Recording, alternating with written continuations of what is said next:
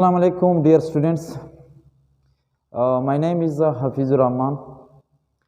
Today I am going to discuss application of Kc. Kc means equilibrium constants.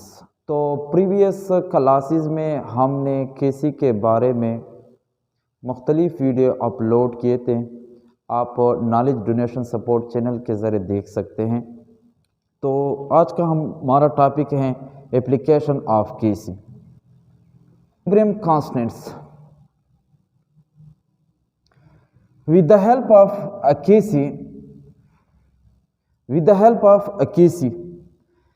Kc की मदद से we can determine the direction of a chemical reactions। एक chemical reaction की सीमत हम मालूम कर सकते हैं।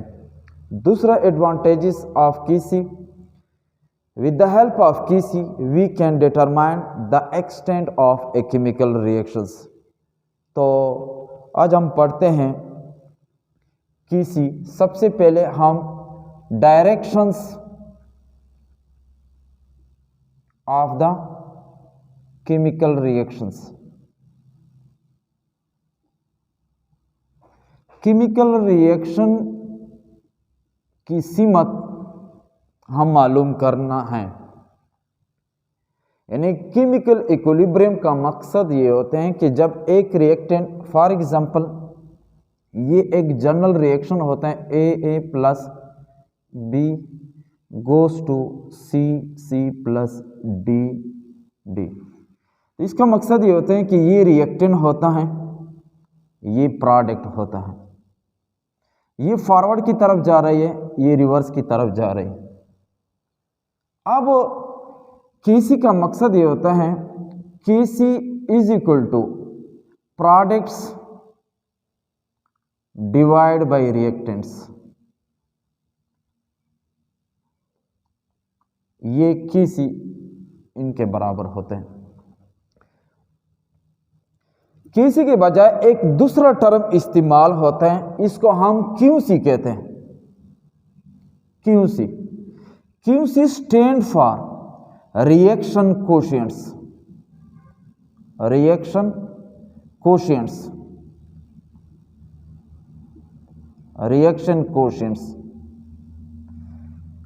ये भी इसी तरह प्रोडक्ट्स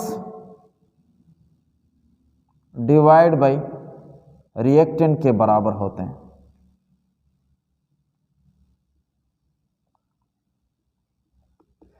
अब Qc और Kc में फर्क क्या होता है? Kc जब रिएक्टेंट और प्रोडक्ट दोनों बराबर होते हैं तो इसको हम Kc कहते हैं, इक्विलिब्रियम कांस्टेंट कहते हैं। और Qc केमिकल रिएक्शन में किसी भी टाइम पे जब हम रिएक्टेंट की मिकदार मालूम करना चाहते हैं या प्रोडक्ट की मिकदार मालूम करना चाहते हैं किसी भी टाइम पे, तो इसको हम कहते हैं Qc। अब हमें मालूम करना है कि Qc यानी Qc का मकसद ये होता है कि एक रिएक्शन की हम सीमत मालूम करना चाहते हैं कि ये रिएक्टेंट की तरफ जा रहे, रिएक्टेंट फॉरवर्ड की तरफ जा रही है या रिवर्स की तरफ जा रही है। तो हम Qc के जरिए हम मालूम कर सकते हैं। Qc the ratio of concentrations of products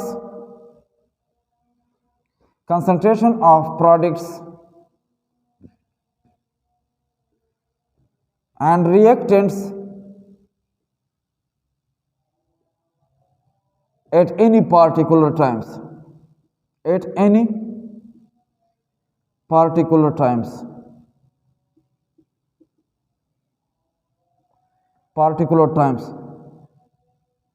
तो इसको हम कहते हैं Qc, रिएक्शन कोशिएंट्स।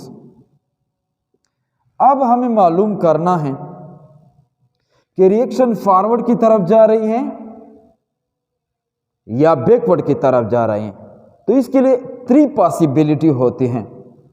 इफ अगर QC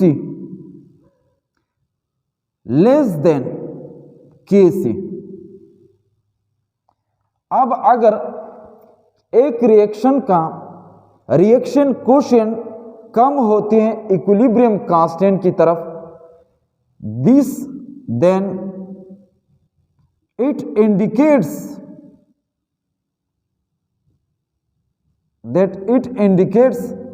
the reactions, the system will shift towards forward reactions, forward directions। अब अगर एक रिएक्शन का QC Kc से कम होता है तो ये रिएक्शन जो होता है ये फॉरवर्ड की तरफ जा रही।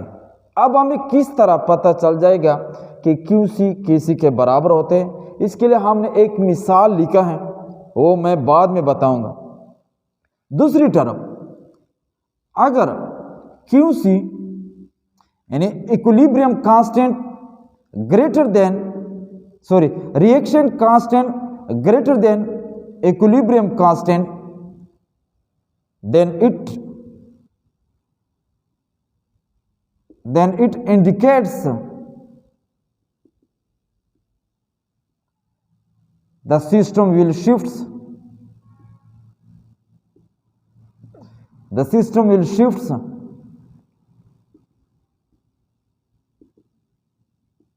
toward the reverse reaction, toward reverse directions।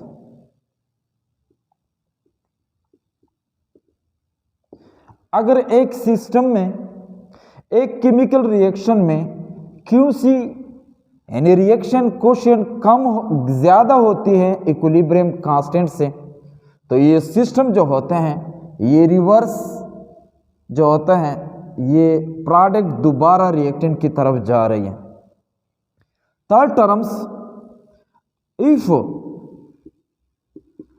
QC reaction coefficients QC के बराबर होता है, देन इट शो दैट्स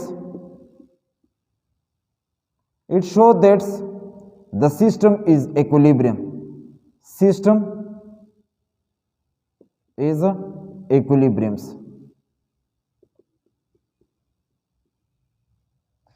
तो ये QC के जरिए हम मालूम कर सकते हैं। जब हम QC को Kc के साथ मुआवजना करते हैं तो हमें पता चल जाते हैं कि रिएक्शन जो होते हैं फॉरवर्ड की तरफ जा रहे हैं या रिवर्स की तरफ जा रहे हैं।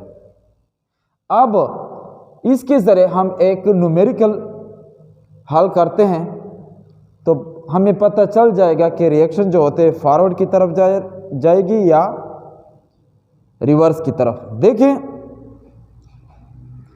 यहाँ पे नाइट्रोजन और हाइड्रोजन आपस में अमल करते हैं और इसके नतीजे में अमोनिया हासिल होते हैं। ये भी गैसियस के फॉर्म में होता है, ये भी गैसियस के फॉर्म में होता है और ये भी गैस की फॉर्म में होता है। तो इसको हम कहते हैं होमोजीनियस इक्विलिब्रियम। जब रिएक्टेंट और प्रोडक्ट दोनों सेम फेज में होता है, यानी दोनों का रिएक्टेंट और प्रोडक्ट सेम फेज होता है, तो इसको हम होमोजीनियस इक्विलिब्रियम कहते हैं। अब ये रिएक्टेंट नाइट्रोजन हाइड्रोजन के साथ अमल करते हैं और नतीजे में अमोनिया हासिल होता है। तो इस रिएक्शन के लिए जो इसको हम फॉरवर्ड कहते हैं, इसको हम रिवर्स कहते हैं। तो इस रिएक्शन के लिए जो Kc पहले से मालूम कर चुके हैं कि Kc की वैल्यू जो होते हैं 6.1 10⁻⁻1 एट 500 यानी 500 सेंटीग्रेड तक।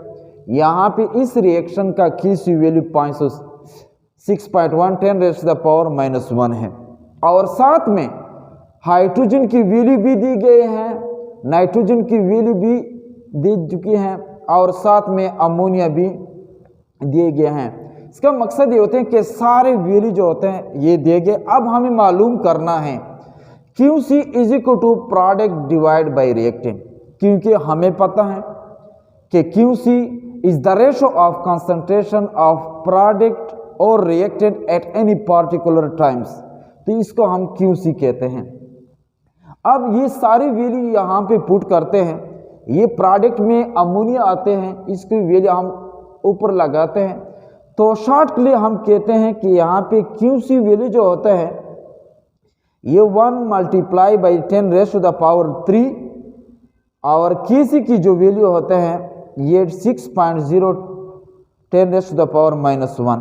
तो इसका मकसद ये होते हैं क्यूसी के ज़रिए हमने मालूम किया है कि यहाँ पे क्यूसी ज़्यादा होती हैं केसी के, तो इसी वजह से प्रोडक्ट ज़्यादा बन चुका है, इसी वजह से ये दोबारा क्या करेगी, रिवर्स की तरफ जाएगी। तो कहने का मकसद ये होता है कि क्यूसी के ज़रिए हम एक रिएक्शंस किसी भी टाइम पे हम मालूम कर सकते हैं कि रिएक्शन फॉरवर्ड की तरफ जा रही है या बैकवर्ड की तरफ जा रही है। तो ये तो होता है डायरेक्शन ऑफ केमिकल रिएक्शन। तो दूसरी वीडियो में इंशाल्लाह हम extent of the chemical reaction तफसील के साथ बताएंगे। Thank you.